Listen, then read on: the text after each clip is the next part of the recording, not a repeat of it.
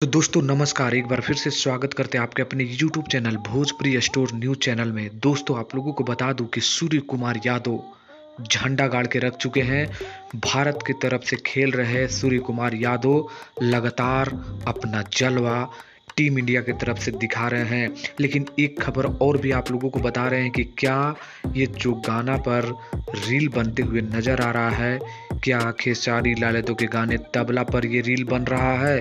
जो भोजपुरी के hit machine Khesari Lal Yadav का गाना है, तो क्या टीम इंडिया के जो बेस्ट खिलाड़ी में से एक सूर्य कुमार यादव ने तबला गाने पे रील बनाया है? तो सच्चाई तो आप लोगों को बता दूं कि ये सच्चाई नहीं है, लेकिन इतना ज़रूर कहूँगा कि भोजपुरी में अपना दबदबा कायम रख चुके खेसारी लाल यादव उसी प्रकार टीम इंडिया में भी अपना दबदबा कायम रख चुके अब सूर्य कुमार यादव, यानी दोनों यदुवंशी यहाँ पर झंडा गाड़ के रखे हुए हैं। तो इन दोनों के बारे में क्या कहना है कमेंट करिए। हालांकि ये रील खेसारी लाल यादव का गाना तबला पे नहीं है। तो इन दोनों के बारे में क्या कहना है आप लोग कमेंट करिए। वीडियो को लाइक करिए, शेयर करिए। मिलते हैं नेक्स्ट वीडियो में। धन्यवाद।